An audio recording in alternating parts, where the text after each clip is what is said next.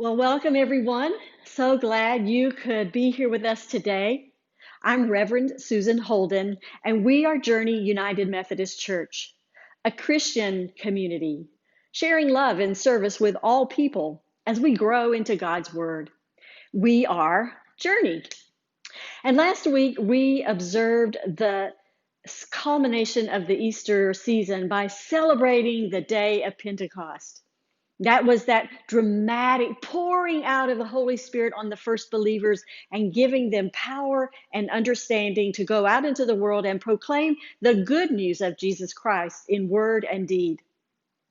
Today, we acknowledge and grasp hold of that reality, of that same Spirit working among us as we think about what it means to be the church, the body of Christ in our community right here in Las Vegas and around the world.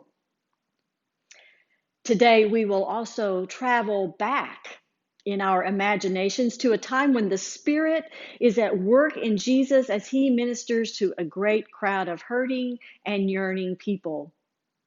We imagine being with Jesus as he experiences the crowds gathering around him in what he believes will be a remote place, and there provides an unlikely meal out on a grassy field.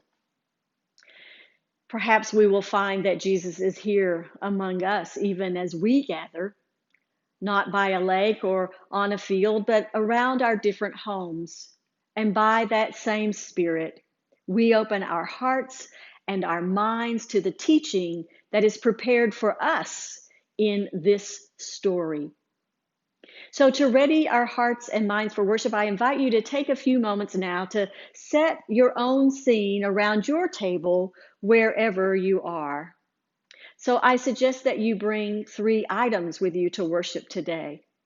First, a candle. Lighting a candle is a tradition that we often observe at the beginning of any worship service. And in addition, I invite you to bring something to eat, even your whole breakfast if you like. We'll be sharing the experience of the meal together later in the service, a time we call a love feast. And then lastly, I encourage you to bring a journal or something to write on, because we will be asking questions and thinking deeply about what we experience in the scriptures and the questions that they raise for us today. And so you might find it beneficial to be able to write those down and to write your reflections. So now, as we begin to focus our hearts and minds on the purpose for which we have come, we light a candle to remind ourselves of the living Spirit that is at work among us, guiding our way. We enter a still and quiet place in our hearts where we can experience the presence of the living God right where we are. Worship is a time of listening and a time of proclaiming. As we join the call to worship, I invite you to listen to the first line and then speak to the second one. Your parts are bold. This will be our pattern to call and response until we all join our voices in prayer. To those who are hungry, Jesus says, "Come and eat." To those who are hungry, Jesus says, "There's more than enough for all." To those who are thirsty, he says, "Come and drink." To those who are thirsty, he says, "It's free for the taking." Stop fretting over food that doesn't satisfy. Come to me, Jesus says, and you will find everything you need. Let us pray. As we gather, nourish us with your presence, bread of life. Fill us with springs of faith as we worship, and living water as we learn and inspire us with holy wisdom, eternal spirit. Help us and recognize our gifts and discern how the best to share them for all the healing of your world. Amen. Are you thirsty? Are you empty?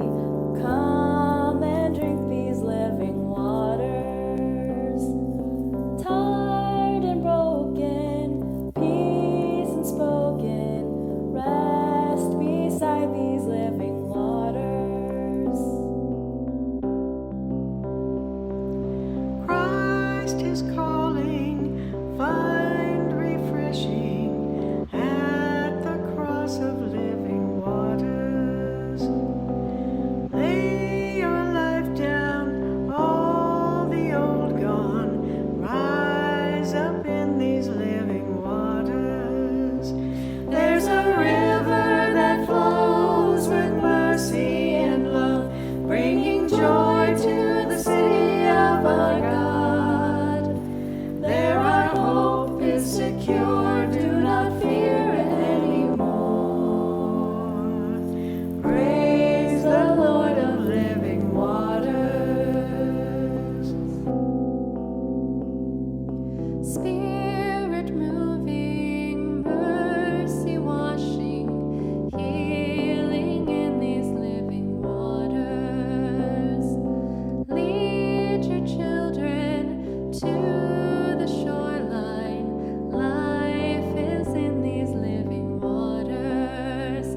There's a river that flows with mercy and love, bringing joy to the city of our God.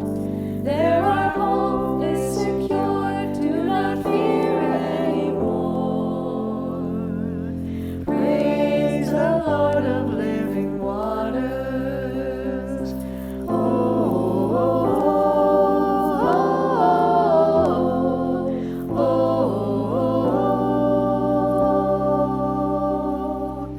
oh,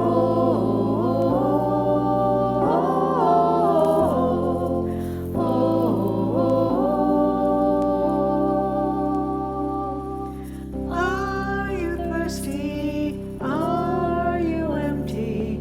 Come and drink these living waters. Love, forgiveness, vast and boundless. Christ, He is our living waters. There's a river that flows with mercy and love, bringing joy to the city of our God. Here our hope is secure, do not fear anymore. Praise the Lord of living waters. There our hope is secure, do not fear anymore. Praise the Lord of living waters.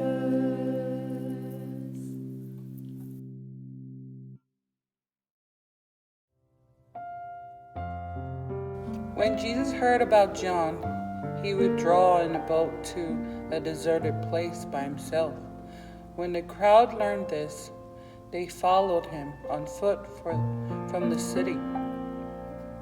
When Jesus arrived and saw a large crowd, he had compassion for them and healed those who were sick. That evening, his disciple came and said to him, "This is an isolation place, and it is getting late. Send the crowd away so they can go into the village and buy food for themselves." But Jesus said to them, "There is no need to send them away. You give them something to eat." They replied, "We had nothing here except 5 loaves of bread and 2 fish." He said, "Bring them here to me." He ordered the crowd to sit down on the grass. He took the 5 loaves of bread and the 2 fish, looked up to heaven, blessed them, and broke the loaves apart and gave them to his disciple. Then the disciple gave them to the crowd.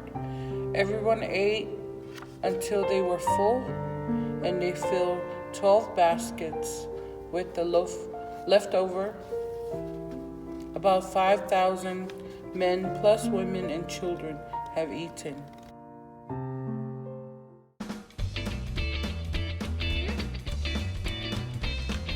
Good morning, everyone. Welcome to Children's Time. Let's begin with a prayer. Hold my hand, Lord. Lead the way. Help me be good every day. Let me know what's wrong and right. Keep me safe day and night. Let me know what you have planned. Lead the way, God. Hold my hand. Amen. Today I want to talk about the story of Jesus feeding the 5,000 with 5 loaves and 2 fishes. I'm sure you've heard the story, and you will today too. And you know the main characters. First there's the 5,000 men, plus who knows how many women and children. Then there's Jesus, who performed the miracle. Philip, who didn't think it was possible.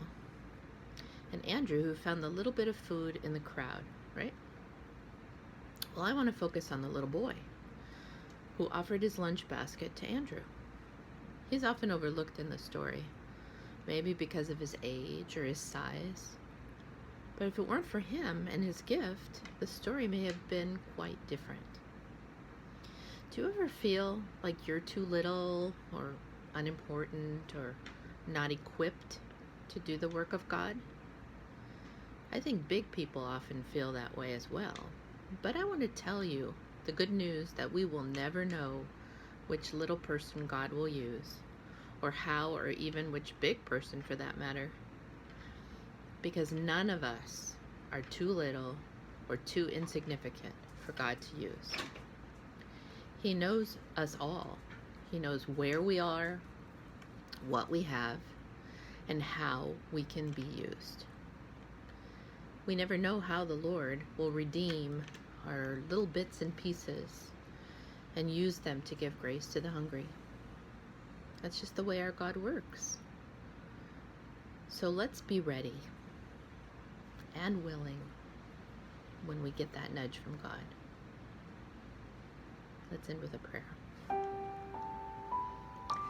Dear God, thank you for giving each of us something that we can give back to you. Help us to give cheerfully, knowing that no matter how small our gift may seem, you can turn it into a miracle. In Jesus' name we pray. Amen. The story of the feeding of the 5,000 is one of a handful of stories of Jesus that is found in each of the 4 Gospels, Matthew, Mark, Luke, and John. And the story that Deborah shared with you about the little boy who gave his loaves and fishes for Jesus to multiply is written only in that gospel. You see, each of the writers tells the story with a slightly different perspective, depending on how they understand that the message is significant for their particular community that they're writing to. And so for the Gospel of John, the emphasis is on these miracles that are signs that point to the truth that Jesus is the chosen one. It's a much more mystical and mysterious gospel. And so for a child to be the instrument of such a sign is perhaps a reminder to us that we too might adapt a heart like a child that is maybe unclouded with preconceived notions about who Jesus is and the message, a heart that is open enough to receive a new idea. So I thank Deborah for sharing that story with the children. Now, in the Gospel of Matthew, Jesus has been very busy teaching and preaching and healing, all for the purposes of demonstrating for us that the kingdom of heaven is not some far off place that we fly away to when we die, but is actually among us here and now. Jesus is demonstrating and teaching how it is that we enter that realm of God's goodness and God's whole household by how it is that we treat each other with regard and respect, sharing in abundance. Now, we also learn before this particular passage that John the Baptist has gotten crosswise with Herod, the Jewish ruler who acts on behalf of the Roman Empire and who has been oppressing his own people.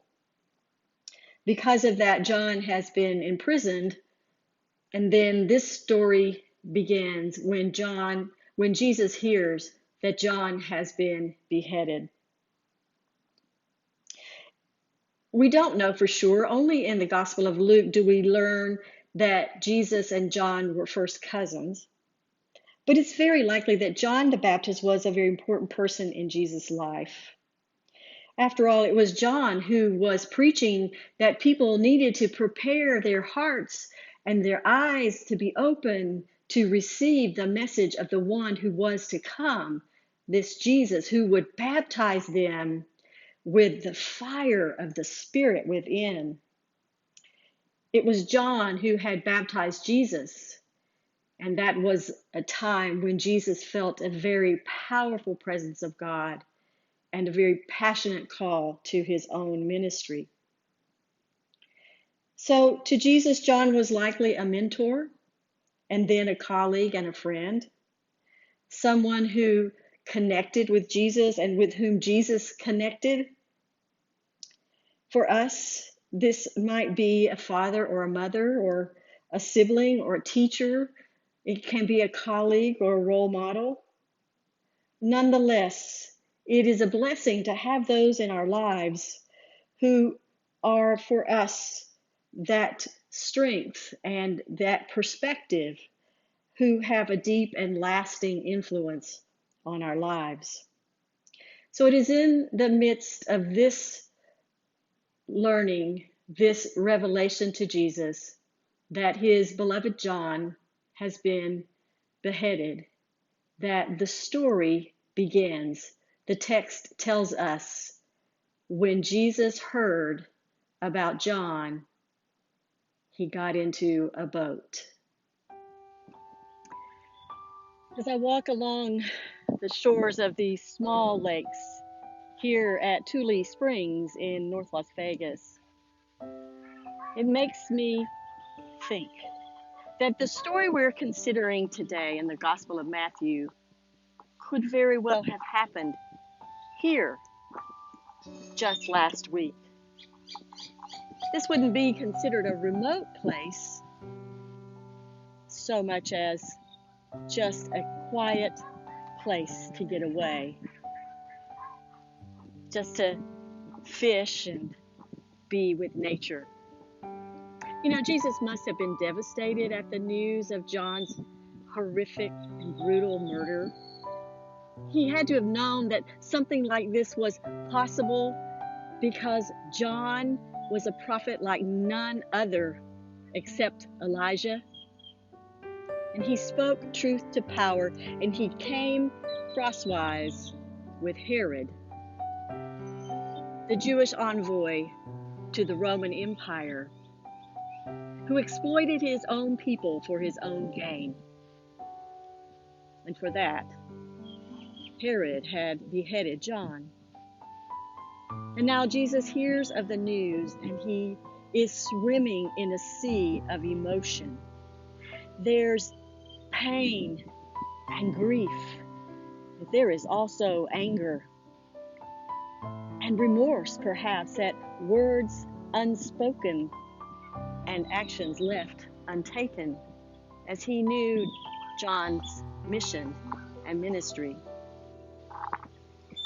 So Jesus knows himself. He knows that in all of this intense emotion, he needs to get away. And so, fortunately, there's a boat. And so he gets in the boat by himself and begins to row, lift, pull, lift, pull, pouring every ounce of his physical strength into that singular action, while the swirl, the cacophony of and range of emotions spill out. He's a faithful Jew, and he knows the laments. And he begins to cry out to God, my God, where have you been? How can you remain silent while our enemies stand and gloat in the face of your righteousness? How long, O God, will you hide your hand in your bosom? And I imagine that spent physically and emotionally, there's a time where he just drops the oars, falls over, sobbing inconsolably, there alone on the sea with his emotions and his God. Perhaps he begins to get himself together, lifts his body, takes a deep breath, and picks up the oars again to begin to row. Does he know where he's going? I'm not so sure. I do know what it feels like to be so distraught as to need to just row out my emotions. For me, it's riding on my bicycle or hiking or just going for a brisk walk. A time to sort out my feelings before I go back into company of others, before I speak in ways that are unjust, before I take out my feelings on someone else.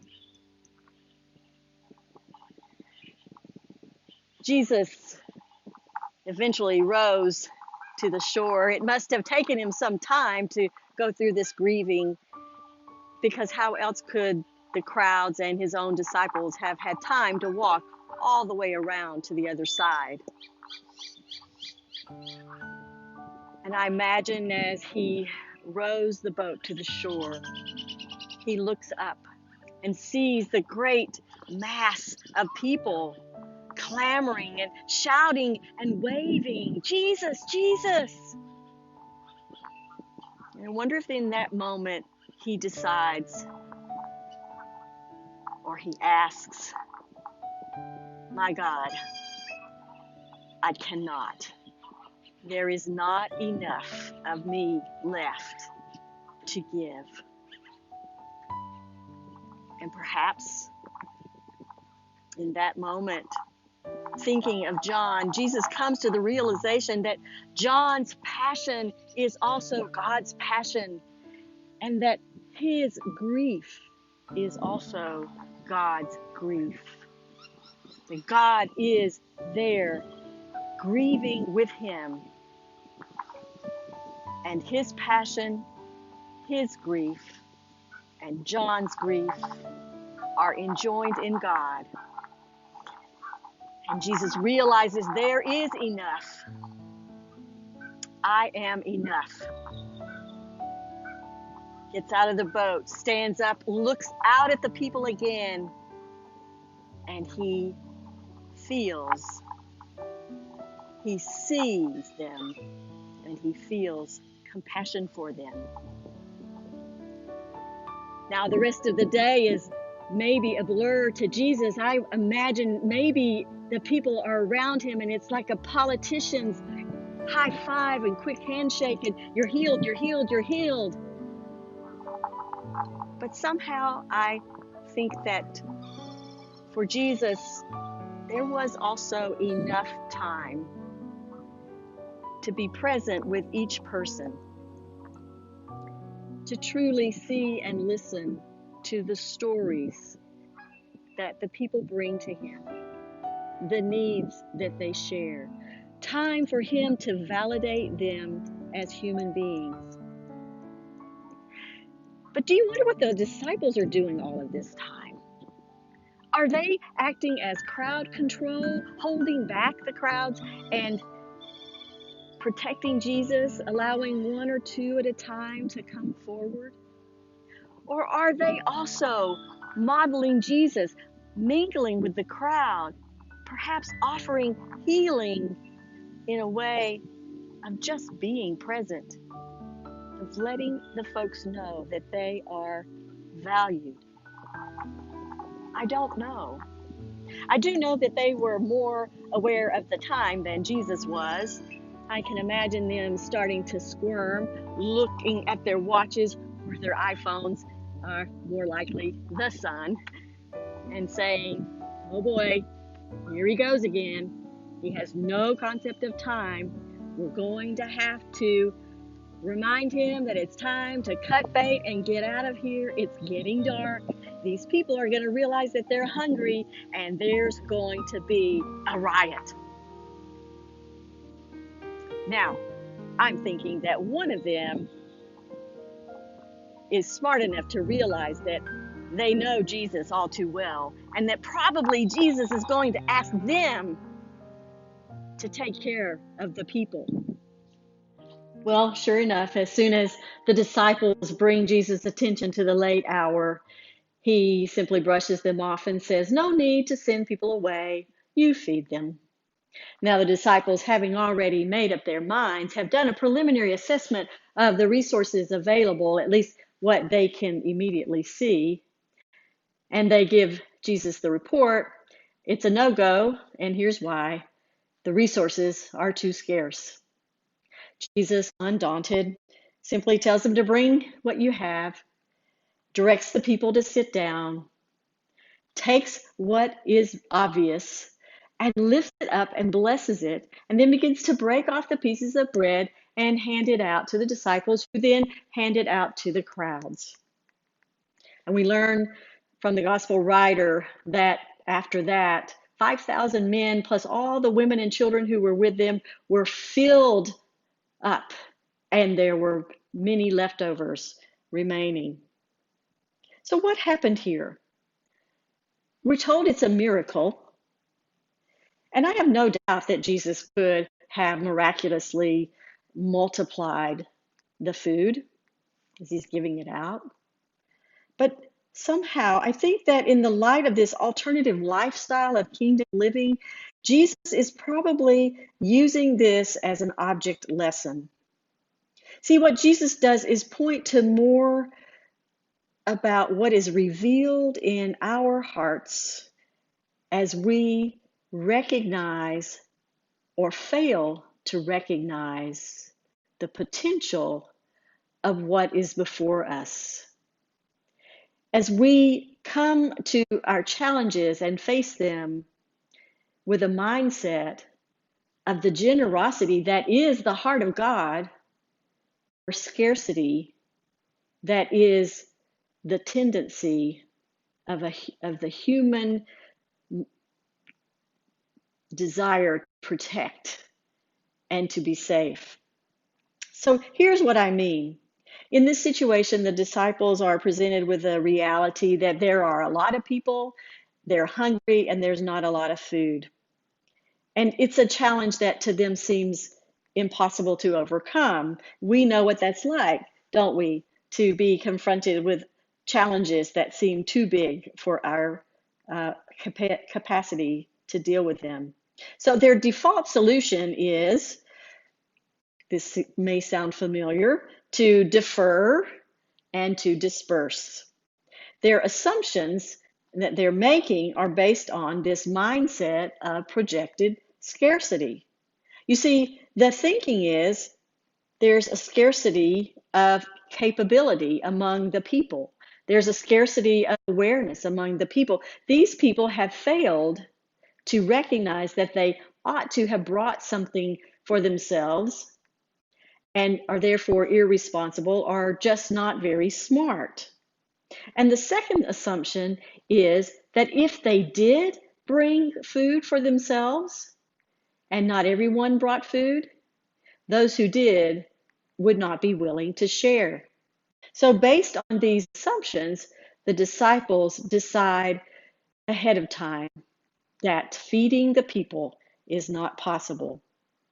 But it's Jesus who tells them, wait a minute, not so fast. Take another look. There's more. There's enough. There's always enough. And then he says, this is how you live that out. You take what is obvious, what you think you have, you give thanks for it, you lift it up with an intention to use it for the good that it's intended, and then you set to work about doing that. And as others see the blessing, they will recognize in themselves and in what you offer something that they also have to bring to that blessing, something that they desire to also see multiply into something much bigger than any one of us can create on our own.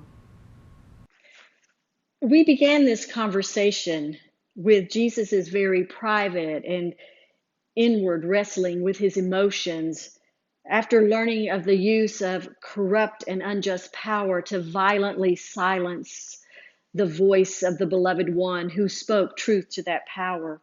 So for Jesus, this was a very tragic, intimate, and personal wounding, and it was also an emblem of the larger, complex political, socio-religious, systemic corruption of the kingdom of God that he had come to unveil and inaugurate. Some of us have felt such harm of corruption and injustice, and others of us may feel insulated from that woundedness. But I'm willing to guess that most of us have experienced some degree of agony and the encompassing grief and anxiety and fear intensified over the past few weeks by the killings of Ahmaud Arbery and George Floyd and so many other unarmed Black men, and by the destructive protests that have resulted in more violence and the deaths of police officers and protesters. We grieve for those whose lives have been lost. Again, we are facing accusations of systemic injustice, and we're forced to acknowledge them. Where do you find yourself in these? Now, many of us, I believe, are wrestling with the question of what our role is in this. Injustice, racism, inequality, and the systems that reinforce them are real. We may choose to stay self-servingly in our own preconceived notions, like that boat that Jesus was in, to separate ourselves out from the hard truth. But Jesus calls us to look out from our remote and inward wrestling out to the distant crowds of people and to recognize their needs. The Christ who has already saved us from our own destructiveness calls us today into God-designed kingdom living that begins with acknowledging our own brokenness for sure, but not disconnected from that of the world. This Christ has shown us the way to the kingdom and calls us courageously to seek the wisdom of peacemakers who have gone before us and to be models and mentors ourselves for children and youth and each other. The one who perfectly offered healing without discrimination invites us in the strength of the Spirit to get out of that boat of our despair and to walk humbly on that shore of uncertainty among those who are hurting and really see them and meet them and extend the dignity of listening. That is the compassion of Jesus. But how do we do that? It's such a new experience for so many of us, ironically, even though we are part of a church. Well, at Journey, we collaborate with great organizations that help us to do just that. There's Nevadans for the Common Good, Open Table, our United Methodist women and men, and we have individuals in our congregation equipped to lead small groups that bring us an opportunity to educate ourselves. So as we bring our resources to the table, Jesus also reminds us of the dangers of a scarcity mindset.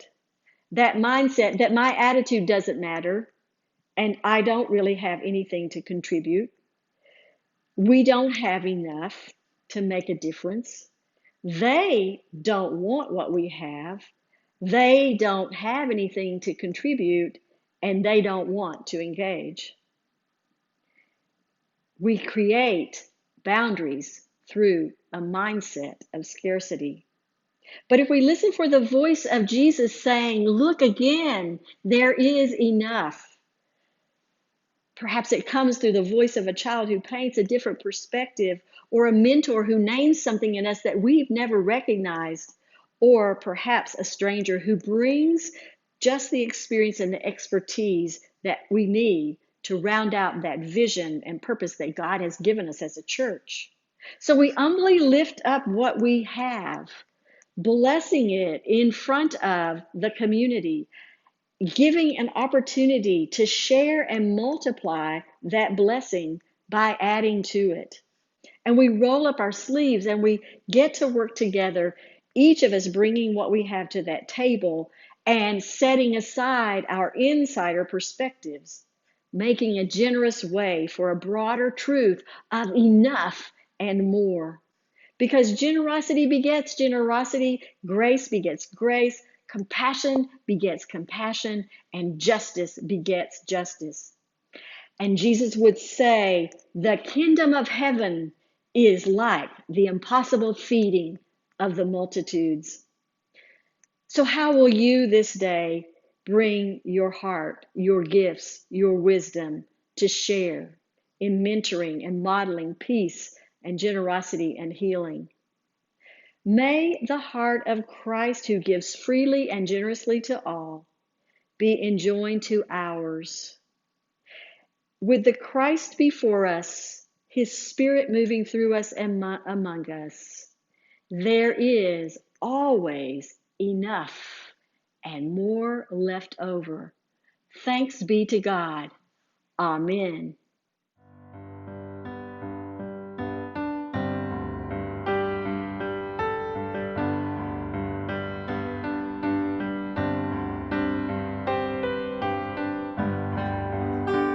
This is the air I breathe.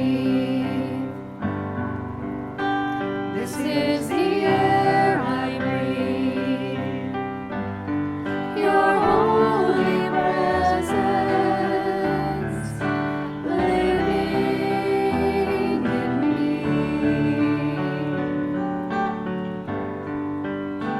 This is my daily bread. This is my daily bread. Your very word spoken to me, and I'm desperate for you.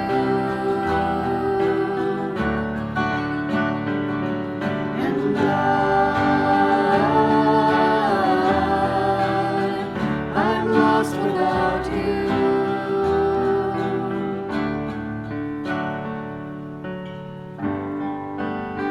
This is the air I breathe. This is the air I breathe. Your holy presence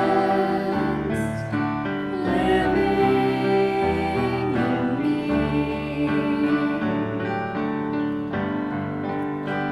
This is my daily bread. This is my daily bread. Your very word spoken to me, and I'm desperate for you.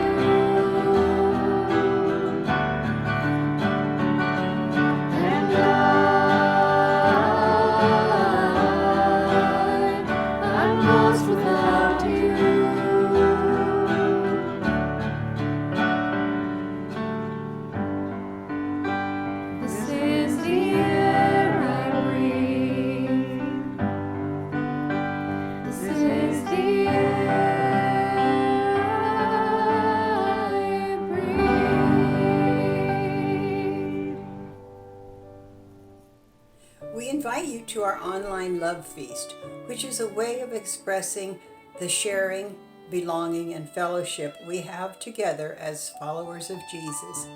A key part of the love feast is to share prayer, confession, and an assurance of forgiveness, much like we do when we gather together for Holy Communion. Another key part of it is to share testimony, how your story is part of God's story. Questions you might consider from the message today include: how are you doing with tending to your soul and your relationship with God? Who in your life has modeled generosity and compassion so that you can also embody it? How is God calling you toward compassionate living in your home, your work, and your church? Who is God revealing to you who is in need of compassion and generosity? If you're gathered with others at home, take some time as you share food and drink to talk about those questions. If you're alone, you may want to write some thoughts in your journal. These are questions to think about all during the week, and writing your thoughts in a journal is often helpful. As we remember together our life in community and our connection through Jesus Christ, let us enter into our time of prayer. God is gracious and merciful, slow to anger and steadfast in love. We know too well our foolishness, our brokenness, our human ways of doing things. But God knows our hearts, our hopes, our desires to be made new. As we offer our prayers of confession, let us open ourselves to God, who will forgive us and give us new life. Please join me in the unison prayer of forgiveness. Gracious God, for the times we've hurt you, forgive us. For the times we've hurt others, forgive us. For the times we've hurt ourselves, forgive us. For we are made in your image, and it is very good. By God's grace, our chaotic choices become creative grace for others. Our unwillingness to see can be transformed by God's goodness. Our lives can become vessels of new life by the Spirit of our God. The good news is as true today as it was on that day when Jesus healed and fed the thousands.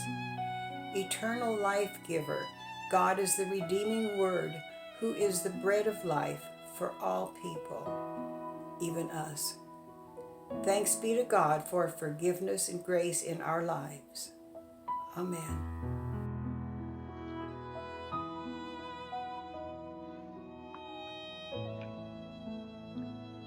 The Lord be with you. Let us pray. Holy God, we thank you that wherever we are, you are with us. We praise you that in Christ we have new life. Unite us in this time by your Holy Spirit, that we may each know your blessing. O God, with thanksgiving we remember. Like a storm you blew over creation's oceans. With a gust you blow open our shuttered souls. With a light breath you give us life. So now, breath of God, Spirit of all that exists, touch these simple gifts of food that is before us with the sacredness of your peace, and stir us all from our fear and apathy. The food that we eat is filled with your strength, that we might go and offer freedom to the prisoner, that we can breathe hope into our dying neighborhoods, that we can be peace for an angry world. What we drink today is never drained of your grace, so that we may silence all hatred, so that we might put evil in the past, so that we might renew your fragile creation. And when we are gathered in that place to which you will direct us at the end of time, we will join with our sisters and brothers of all nations and races in forever praising your glory, your love. God in community, holy in one. Amen. And now, with the confidence of children of God, we pray together the prayer He taught us. Our Father, who art in heaven, hallowed be thy name. Thy kingdom come, thy will be done, on earth as it is in heaven. Give us this day our daily bread, and forgive us our trespasses, as we forgive those who trespass against us. And lead us not into temptation, but deliver us from evil. For thine is the kingdom, and the power, and the glory forever. Amen. As we get ready to share our meal with one another, we also ask that you use this time to prepare your offering check and put it in an envelope to mail to the church at 6450 East Stewart Avenue, Las Vegas, Nevada, 89129. Or go online to www.journeytogether.vegas and click on the donate button. We appreciate your faithfulness in giving as the work of the church goes forward during this time of physical distancing. It's also the Sunday that we take an offering for our Peace with Justice ministry of the United Methodist Church. Please prayerfully consider giving to this special offering and ministry of the global church.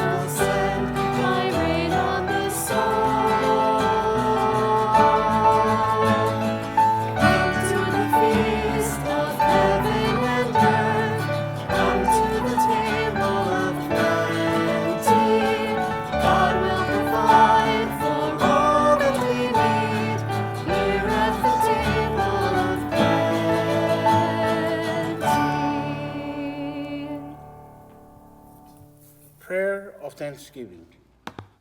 Bread of life, we thank you for all the blessings we enjoy. Help us to recognize the gifts we have and show us the way to multiply them to bless others. Touch many lives and our financial gifts, while guiding us to go further than just our finances.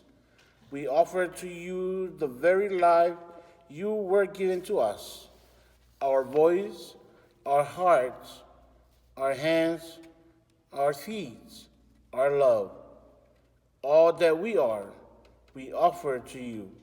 Amen. Thank you for coming, everyone. It was such a blessing to spend this time with you. I hope that you found it nourishing for your spirit and also challenging for your life of faith in the days and weeks to come.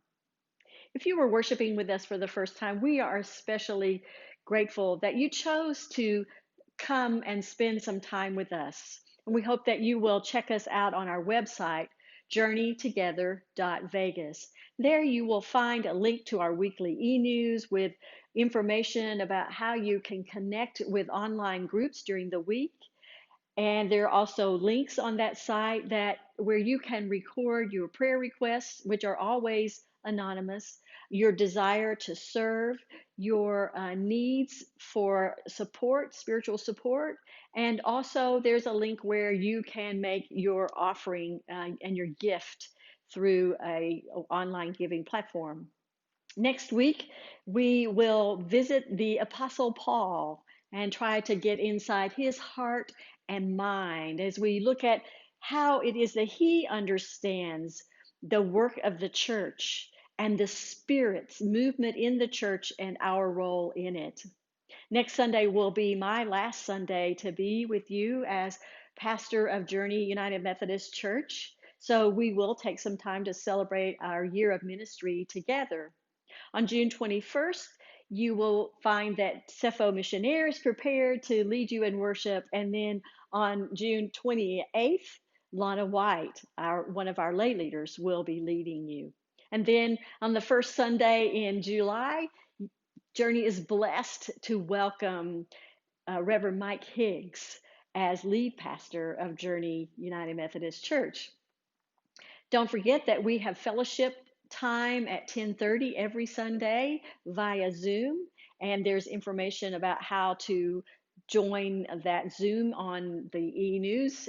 You can access it by the website.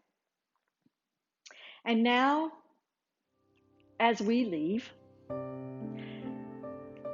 go forth from this place, fed and nourished, to live as a faithful student and follower of Jesus in all of the places that we find him in the world.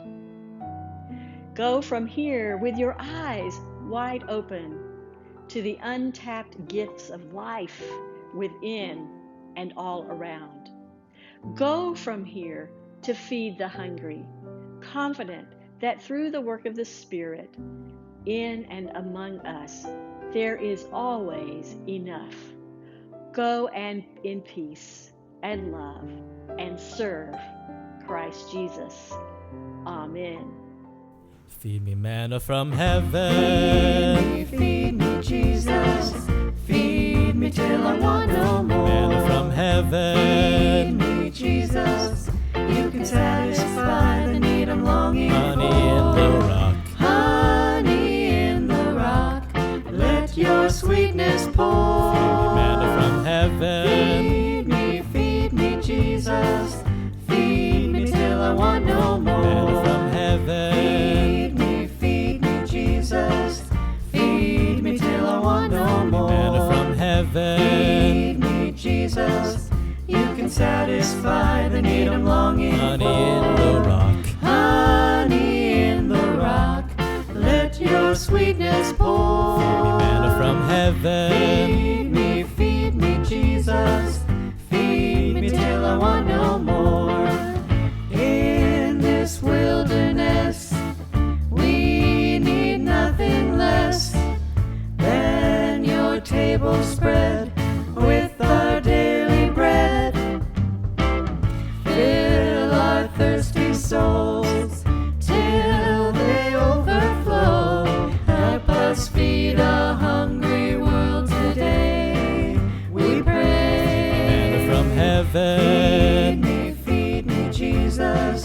Feed me till I want no more. Manna from heaven. Feed me, Jesus. You can satisfy the need I'm longing Honey in the rock. Honey in the rock. Let your sweetness pour. Manna from heaven. Feed me, Jesus. Feed me till I want no more. Just 5 loaves and 2 small fish. To feed a multitude. Miracles can happen with a giving attitude. When that boy gave up his lunch, A mighty seed was sown. 12 big baskets gathered up, you got to take them home. Manna from heaven. feed me, Jesus. Feed me till I want no more. Manna from heaven. Feed me, Jesus. You can satisfy the need I'm longing Honey for. in the rock. Honey in the rock. Let your sweetness pour. Manna from heaven. Feed me, Jesus. Feed me till I want no more. Manna from heaven. Feed me, Jesus. Feed me till I want no more. Manna from heaven. Feed me, Jesus. You can satisfy the need I'm longing Honey for. in the rock. Honey in the rock. Let your sweetness pour. Manna from heaven. Feed me, Jesus.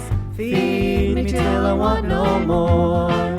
Feed me till I want no more.